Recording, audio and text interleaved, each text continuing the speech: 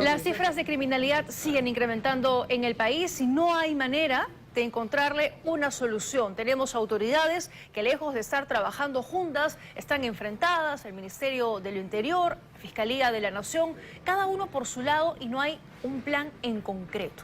Vamos a hablar sobre ese tema y algunos anuncios, sobre todo propuestas que han hecho las autoridades con nuestros invitados esta noche. Nos acompaña a mi lado derecho el general José Baella, ex jefe de la DININCRI, gracias por estar aquí. Muchas gracias. Y también está en nuestros estudios Francis Allison, alcalde de Magdalena. Gracias a los dos por estar aquí. Importantes los aportes del sector que cada uno se desempeña. Van a hacer mucho más rico este debate. Y me gustaría comenzar por eso que yo estaba anunciando al inicio del programa. El anuncio que hace el ministro del Interior, Juan José Santibáñez, que habla de la implementación del plan Génesis y dice: todos los policías salimos a la calle. Es decir, unidades operativas especializadas, todos incluido hasta el personal administrativo. No es la primera vez que escuchamos de una medida de ese tipo, pero en la práctica, ¿qué significa eso? Y comienzo con usted, general Baella. Sí, buenas noches, gracias por la invitación. Definitivamente pues son medidas que se están dando dentro de la Policía Nacional simplemente para poner personal en la calle, ¿no? Hacer prevención. Pero el problema está de que ese personal administrativo pues a veces no tiene la capacitación necesaria, porque un personal administrativo que, por ejemplo, que trabaja en la DININCRI, sale a la calle, él toda su vida se ha dedicado a situaciones de documentación, a hacer traslados, ¿no? Sacarlo a la calle, ¿para qué? Para que esté parado en una área, ¿haciendo qué? Hay que articular bien estas cosas. Se dan una medida, pero hay que articularlas, ¿no? He escuchado, por ejemplo, un congresista que dice que hay que declarar Lima en estado de emergencia. ¿Qué ganamos Lima declarando cuando no tenemos un plan de qué hacer? Claro. En una oportunidad, Dina Boluarte, por ejemplo, declaró estado de emergencia y el alcalde se presentó recién al día siguiente para que le digan qué cosa es lo que se tiene que hacer. Y eso no es así. Pero entonces, en la práctica, esta medida no tiene ningún sentido, en efecto. Sacar a los policías, a los administrativos, a las calles, no es Creo que productivo. no, tiene que ser, digamos, con cuestiones concretas, qué cosa es lo que van a hacer, ¿no? Claro. Van a hacer tales operativos en tales partes, por grupos, qué sé yo, pero tiene que haber una planificación, pero no se trata de sacar y mandarlos a que se paren a las esquinas, no. Lógicamente que eso va a digamos, una situación de percepción, de repente va a disminuir, Claro. pero ¿qué vamos a solucionar? ¿Qué piensa usted, señor Allison? ¿Es una medida populista que responde a lo que la gente quiere escuchar, más policías en la calle, pero que en la práctica, como dice el general Baella, no va a servir de nada? A ver, enfrentamos un enemigo común, pero que se ha dividido en dos grandes ramas, ¿no? Delincuencia común y crimen organizado. La delincuencia común, la que hoy le ha disparado a un joven de 22 años en el estómago por robarle su mochila, y que asesinaron a un joven de 19 años hace 3 días por robarle también sus cositas. Pero el crimen organizado, el que ha matado a un chofer de un ómnibus hace unos días, el que ha matado a un policía hace unos días en la calle, el que te extorsiona y te mata si no pagas, que mata chofer de mototaxi, de combi, de ómnibus, vendedor de caldo de gallina, en fin.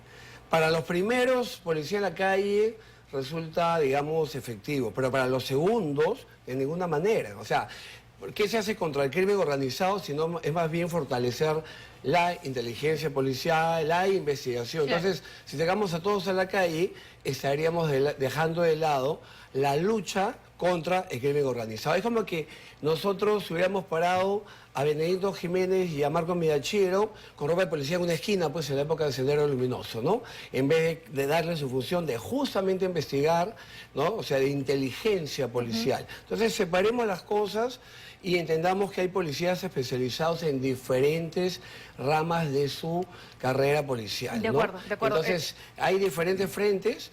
Ambos matan, pero claramente lo que se está viendo muy peligroso en el Perú es el crimen organizado y no debemos dejar de atender la lucha frontal contra ellos. Frente a ese problema que ambos muy bien han descrito y ante la inacción de las autoridades, ¿qué está haciendo la gente? Protegerse a sí misma, invertir en seguridad. La Cámara de Comercio de Lima revelaba que solo en los primeros 6 meses de este año los peruanos han gastado más de $1 millón en armamento, pistolas, armas para protegerse a sí mismo. Tenemos los detalles, me permiten, en la nota que nos trae esta noche Talía Rosales.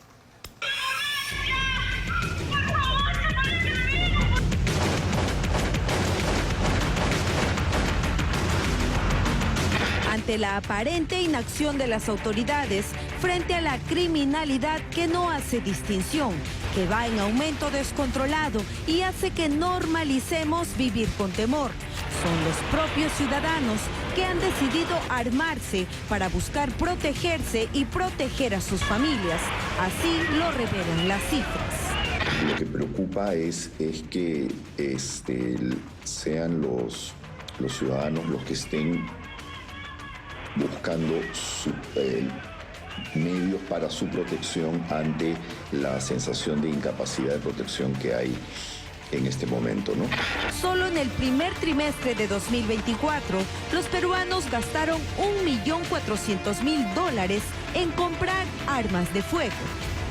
Esto equivale a un aumento del 18% en la adquisición de armas en comparación con el mismo periodo del 2023.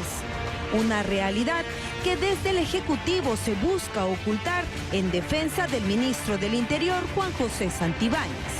Está combatiendo la delincuencia común y el crimen organizado como no se ha visto antes.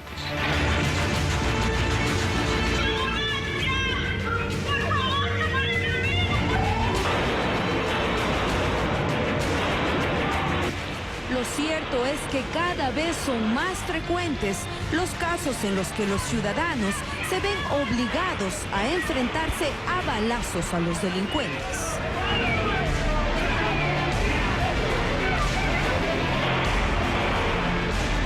Está marcando una tendencia, y es el hecho de que ante la percepción de poca respuesta por parte de las autoridades, hay personas que han comenzado a tomar la decisión de armarse para defenderse o defender a sus familias en caso de un intento de robo, asalto, secuestro, cualquiera sea la modalidad delictiva que pueda poner en riesgo su seguridad personal. Y aquí estamos hablando de las armas que entran de forma legal, pero hay muchas armas que están que ingresan de contrabando, o armas que se mueven en el mercado negro, que son adquiridas por algunas personas para defensa personal o que son adquiridas por los delincuentes también. Mientras, con una confianza renovada a su gestión, hoy el ministro Santibáñez hizo este anuncio. Hemos establecido el operativo Génesis. ¿Qué significa esto? Todos salimos a la calle. Todas las unidades operativas especializadas, DINOES, Greco, SWAT, robos, que no participaban de manera activa de estos operativos de Amanecer Seguro, Retorno Seguro, por no estar especializadas en ese tema, a partir de hoy van a salir. Incluso el personal administrativo que presta servicios en las diversas unidades de la Policía Nacional del Perú. Cuando se hable de personal administrativo, yo no sé y desconoce quiénes son estos integrantes. El personal administrativo en la Policía Nacional se asigna a personal que tiene problemas de salud, vale decir, algún problema de deficiencia física, problema, que te digo, de alguna afección médica, etcétera, y ellos están cumpliendo esa labor porque no pueden desempeñar funciones, que te digo, operativas, vale decir, en la calle haciendo patrullaje. Decir que se va a disponer para que el personal administrativo salga a patrullar en las vías públicas, eso es algo que no lo han analizado, no ha pensado. Esto es algo mediático que en la práctica no va a llevarse a cabo. Pero lo más preocupante sería este otro anuncio de Santibáñez, según el análisis del exdirector de la policía, Eduardo Pérez Rocha. Es necesario establecer en la Policía Nacional del Perú una verdadera estructura piramidal. Se practicará una renovación extraordinaria en el personal de oficiales de la Policía Nacional del Perú.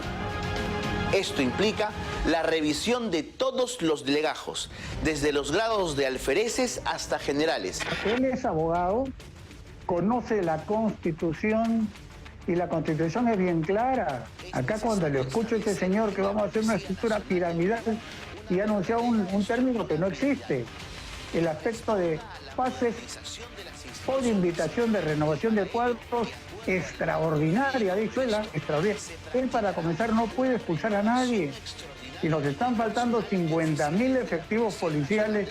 ¿Por qué voy a disminuir? Y solamente oficiales, ¿ah? Y digo, alfereces, tenientes, capitanes, está yendo contra la Constitución, contra las leyes y contra los reglamentos. Esto es algo que es penoso, la verdad que es penoso. Un ministro al que la presidenta Dina Boluarte ha decidido darle más tiempo para encontrar resultados. Un flotador para un titular del Interior que no parece encontrar el rumbo en medio de la creciente ola de inseguridad ciudadana en la que se encuentra sumido el país. Mientras la Asociación Nacional de Periodistas del Perú lo calificó en las últimas horas como el ministro más hostil contra el periodismo nacional por sus constantes confrontaciones.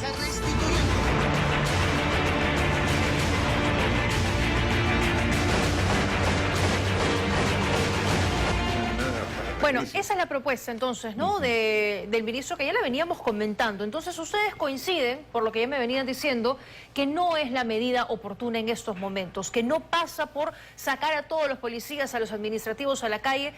¿Qué hay que hacer entonces? Como una medida disuasiva, lógicamente que esto va a calar en la población, porque la población lo que necesita también es presencia, prevención. Claro. Una medida decía está perfecto.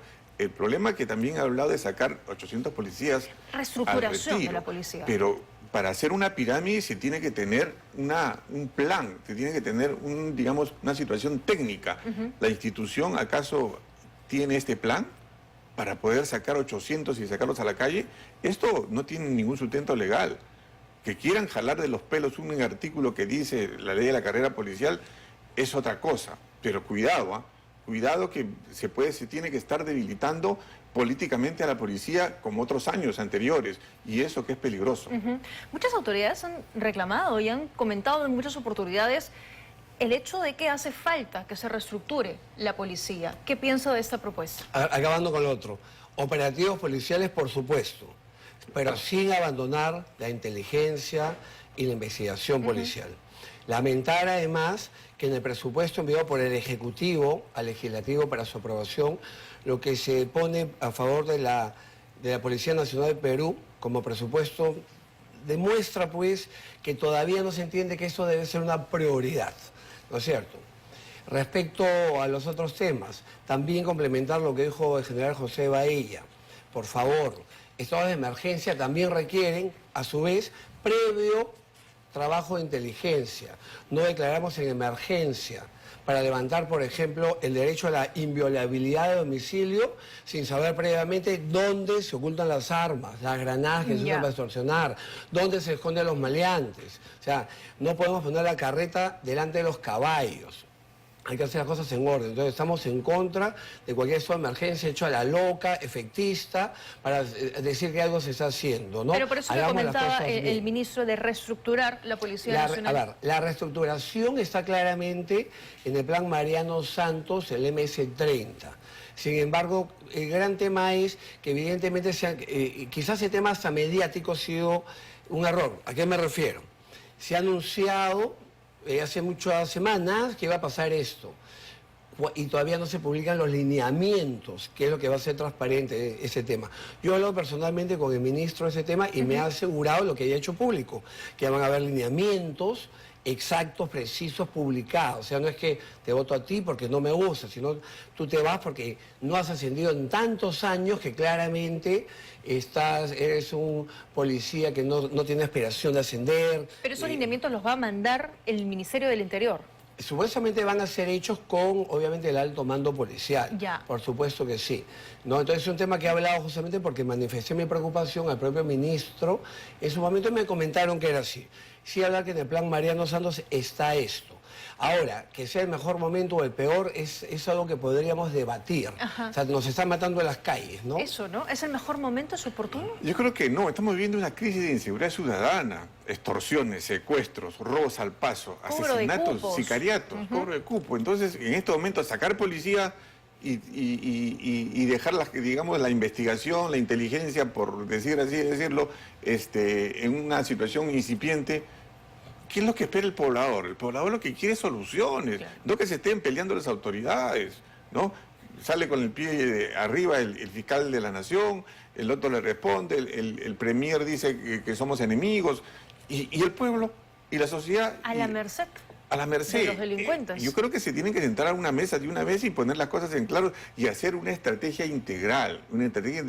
Y como dice el alcalde, inteligencia e investigación. De acuerdo. Esa es la base. Pero entonces, solo para cerrar el tema, la reestructuración, coincidimos en que no es el momento, sí hay problemas que tiene la institución policial, pero hoy el plan pasaría por sentar las bases para atacar la criminalidad. Y después vemos el tema de la reestructuración. Un detalle. Los pases a la situación de retiro por renovación de cuadro están estipulados ya. Ajá. Y se hace una sola vez al año. Y eso se hace a fin de año. No hay pases de retiro excepcionales. El último pase de retiro excepcional que hubo fue el 2016, con un ministro X. De los 700 que se fueron, 699 reingresaron. Ese es el problema, pues. Hay que pensar las cosas primero. En medio de esta disputa de la que hacen referencia entre el Ministerio del Interior, Fiscalía de la Nación, el fiscal Villena... ¿Perdón? Una vergüenza. Una vergüenza, definitivamente, claro. Porque, insisto, en el medio estamos los ciudadanos viendo a las autoridades pelearse en lugar de trabajar juntos. Y la mayor función del Estado es darle seguridad a los ciudadanos, la mayor. Para eso se creó el Estado, ni más ni menos para dar seguridad. Entonces, si las autoridades que estamos aquí para proteger a la gente, estamos que nos enfrentamos, y ya eso genera pues una problemática demasiado grande y debe ser algo demasiado beneficioso y causa de alegría pues en el crimen organizado, claro. ¿no? Ver a todas las autoridades ellos están felices, claro, claro que sí, tranquilos con las leyes además que aprueba el Congreso de la República, encantadísimos. Entonces, las ideas que ha propuesto hoy el ministro del Interior, digamos que para este momento no servirían de nada. Vamos con lo que ha propuesto el fiscal de la Nación, que lo que le ha pedido al Premier es que se convoque una sesión extraordinaria de la CONASEC, del Consejo Nacional de Seguridad Ciudadana. Ese es el documento, el oficio que le envía al Premier pidiéndole análisis, evaluación de políticas de seguridad, nuevas estrategias, modificaciones normativas, ¿no? Eso que hablábamos que se aprueba en el Congreso de la República, que favorece el crimen organizado, necesidades de las instituciones que forman parte del sistema de justicia para combatir la criminalidad. ¿Qué piensan de esta propuesta? Por favor. Bueno, que CONASEC tiene que reunirse, por supuesto. Y debería ser convocado, como manda la ley, con mayor fluidez, ¿no es cierto? Pero no solo para la foto, ¿no? Porque se han reunido hace poco y solo hemos visto foto y nada más. Y es más, yo creo que la presidenta, por más que la ley no diga que ella lo preside, la presidenta debería ser presente en una CONASEC, demostrando que para ella es una prioridad la vida de los peruanos, ni más ni menos. Y además, solamente pueden haber cambios cuando la máxima autoridad lidera estos cambios. Si no, eso queda, pues, cae saco roto.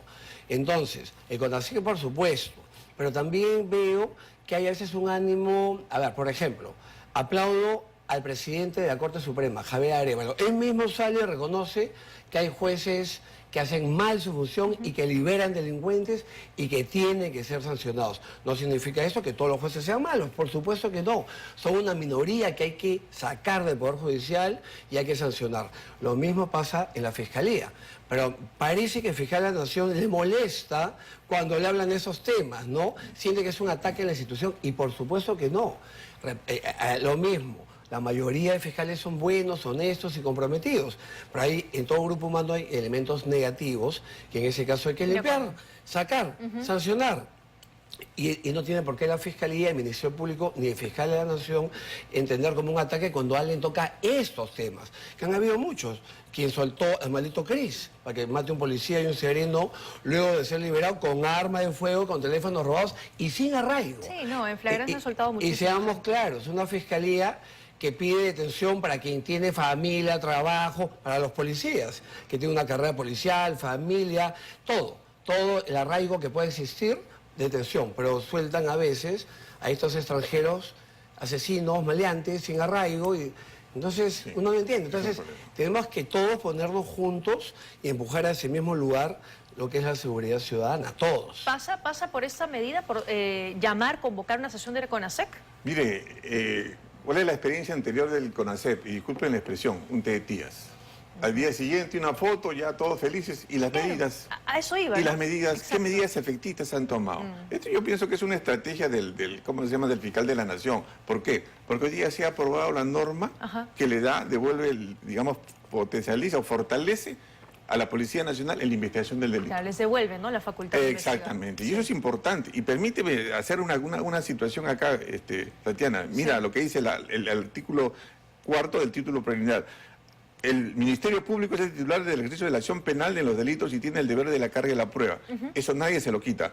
Asume la conducción jurídica de la investigación. ¿Por qué? Porque el policía estudia para la investigación del delito, para, digamos, llegar a la verdad. El abogado con un código no puede pasar a ser policía, y eso lo tenemos desde el año 2004. Es por eso que estamos con el problema de la inseguridad ciudadana. Y como dice el doctor, está el ejemplo del maldito Cris, que lo sueltan. 28 fulanos que se agarran, digamos, con armas, con drogas, con una serie de elementos, indicios razonables de delito, se les suelta. ¿Dónde estamos? ¿Dónde estamos? Es que esa ley a la que usted hace referencia ha sido bastante criticada, ¿no? De los dos lados. Hay abogados y fiscales que dicen los policías no tienen la formación en derecho para poder tipificar un delito y que podrían caer en errores, en imprecisiones. Por eso es que los fiscales tienen esa tarea. Pero Tatiana, me das la razón, me das la razón. En la universidad, doctor, ¿nos enseñan a investigar el delito?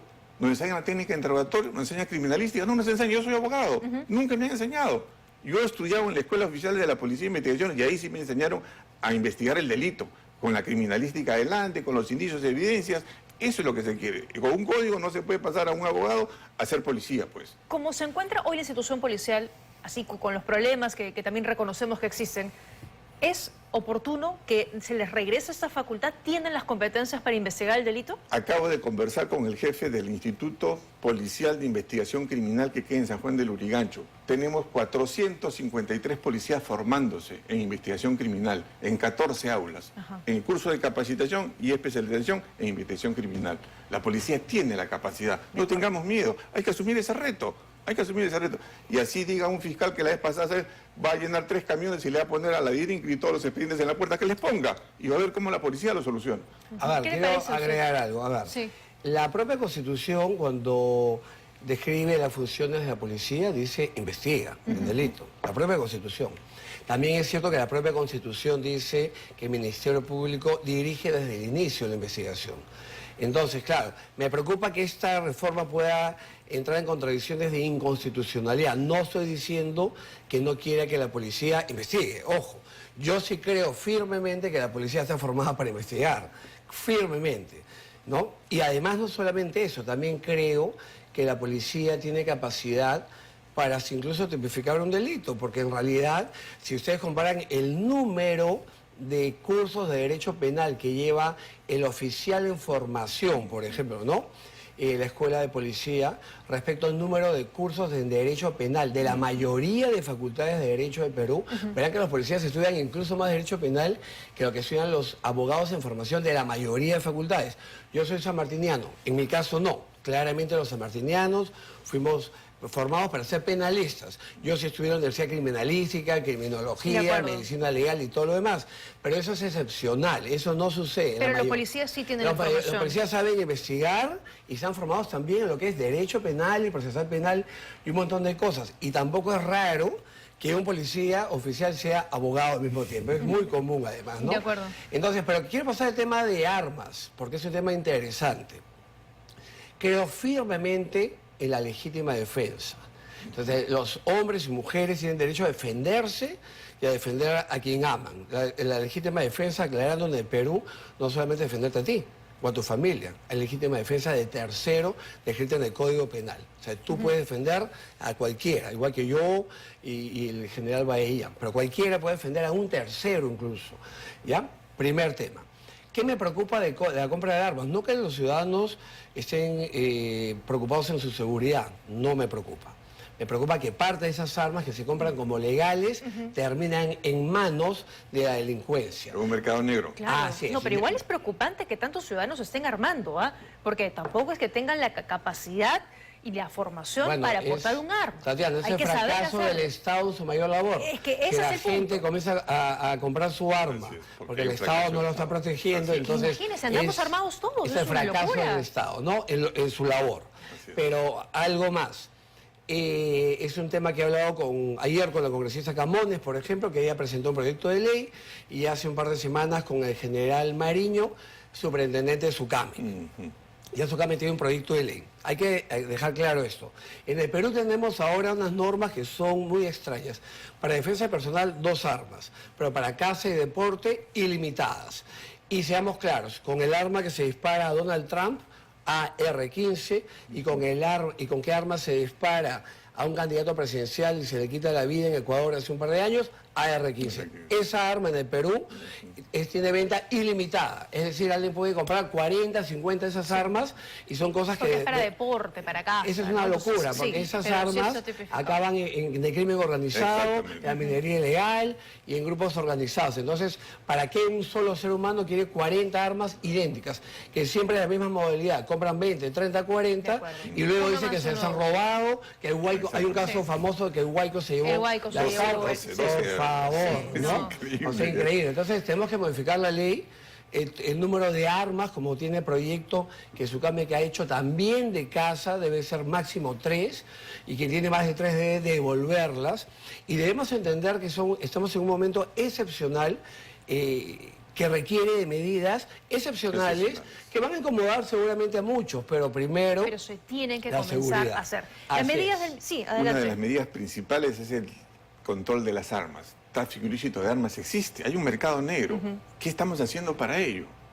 Digamos, en una oportunidad, por ejemplo, se dio una amnistía, que todo el mundo entregue sus armas a la comisaría, inclusive le dan $100. Así es. ¿Por qué no hacerlo? Y después ponemos la ley.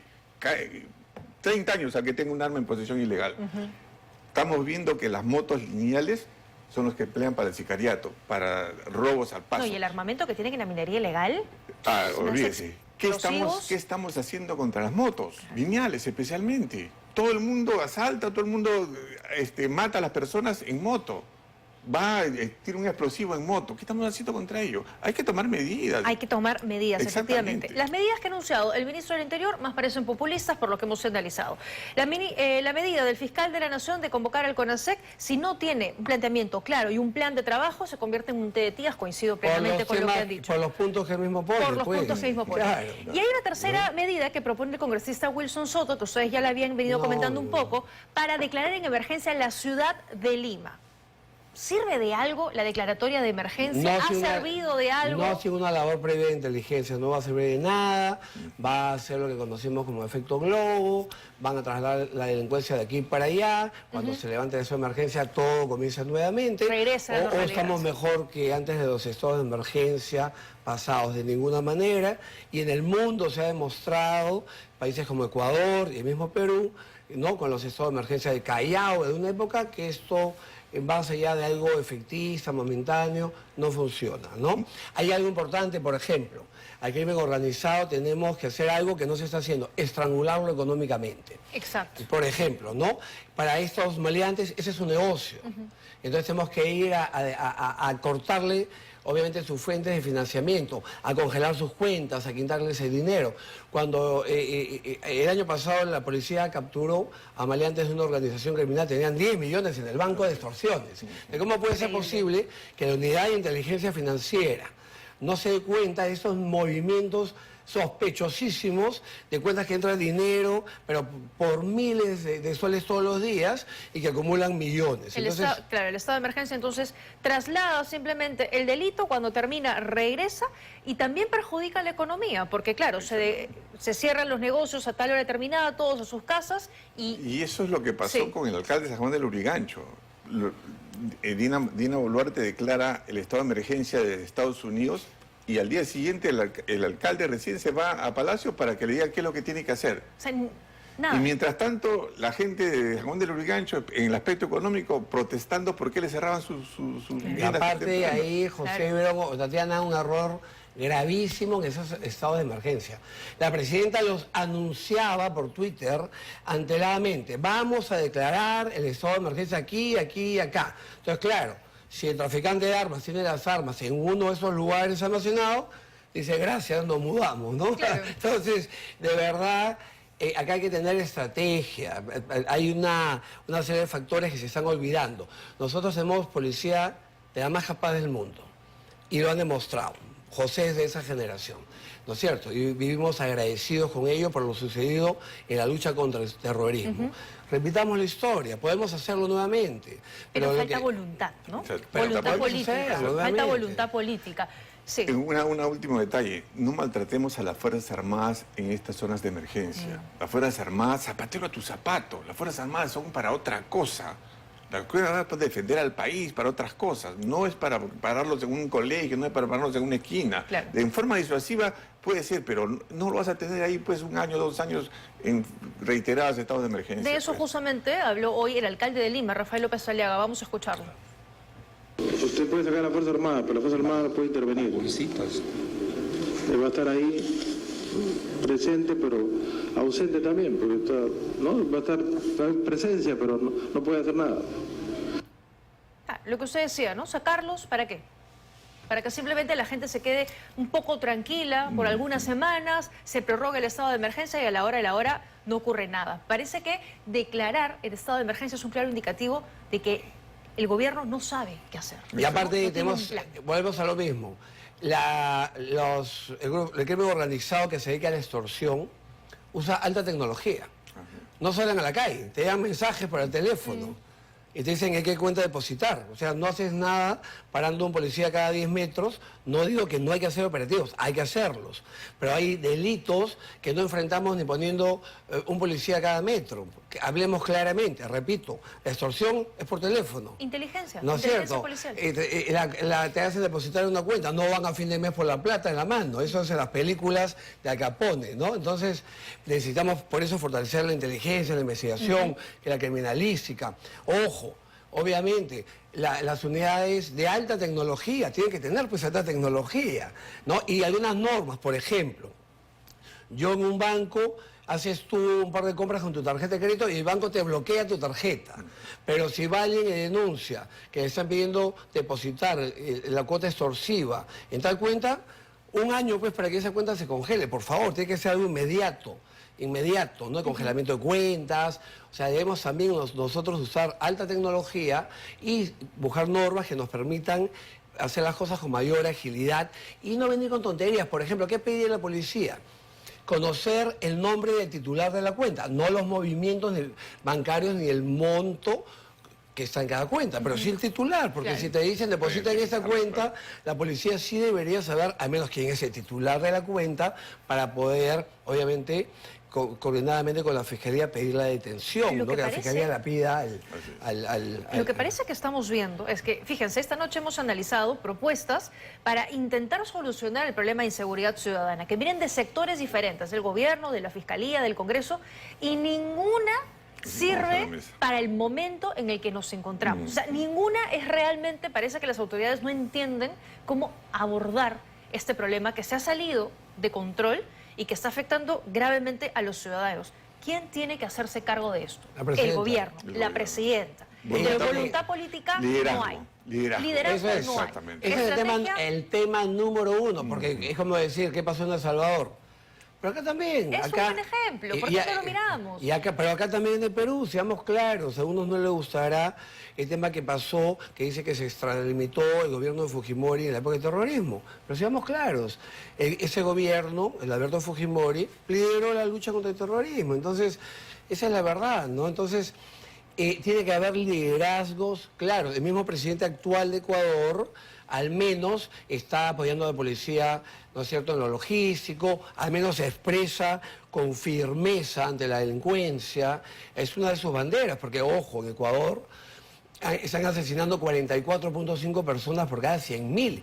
Y acá la última cifra era 8.8 y me temo que ese 8.8 es parte del pasado. Eso tiene que haber subido. Esa es la cifra del año pasado. Pero en Ecuador también el presidente se vio respaldado por el Congreso con leyes para atacar a su policía, a su Fuerza Armada. Exacto. Una precisión, Diana. Sí. Todo esto que estamos hablando yo creo que hay que sintetizarlo y el doctor lo ha mencionado. Hay un plan, una hoja de ruta de la Policía Nacional, un plan estratégico de capacidades de la Policía Nacional al 2030. Hay que actualizarlo y hay que fortalecerlo en 5 puntos principales. 1, el aspecto de lo que dice mi gente, capacitación, bienestar, buenos sueldos, logística, hay que darle todo. Infraestructura.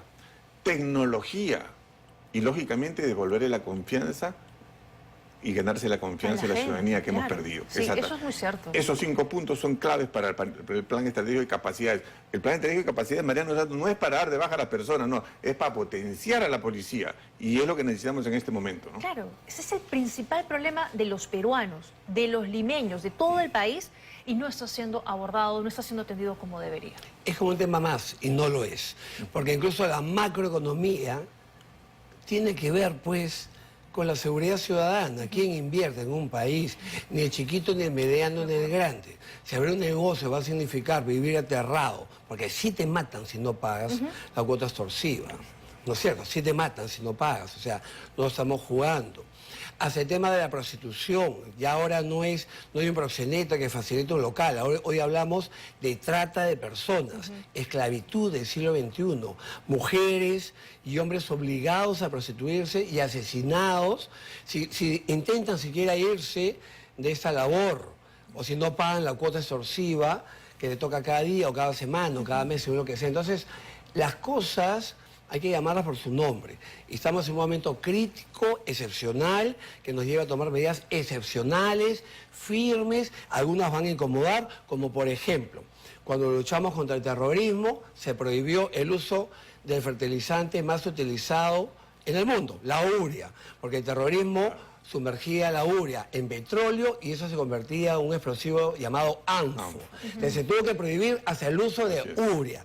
¿Y por qué lo digo? Entonces porque los cazadores que no vengan a molestarnos diciendo que ellos quieren tener 40 armas, porque detrás de cada cazador honesto hay algunos sinvergüenzas que dan las armas al crimen organizado. Entonces tenemos que asumir, obviamente, algunas incomodidades como ciudadanos. Claro, pero usted está describiendo una estrategia que hubo y que hoy no se está Hubo viendo. estrategia.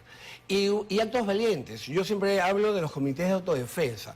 Un gobierno que se atreve a armar a los ciudadanos de aquellos lugares altoandinos donde no había presencia policial. Se capacitó el ciudadano, se le dieron armas para que defienda a su familia. Te dirían que estás loco si hoy hubiéramos propuesto algo, si el terrorismo fuera eso hoy.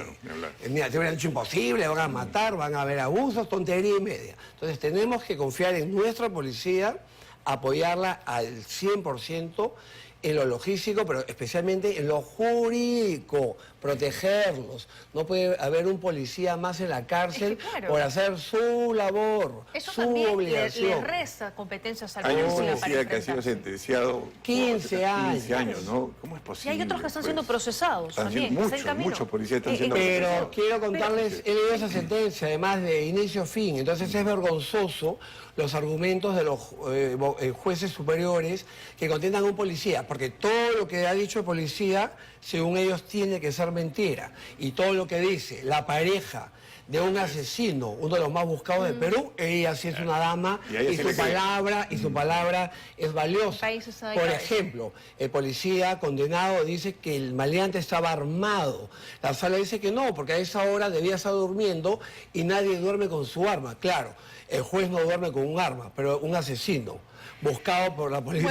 Bueno, es encontrarle la sin razón, entonces, ¿no? A ese caso. Y en medio de todo esto están los ciudadanos que a diario están siendo asesinados, extorsionados. Mientras tenemos esa conversación, ¿cuántos están siendo víctimas de la criminalidad? El problema es que tenemos un problema estructural con el sistema de justicia.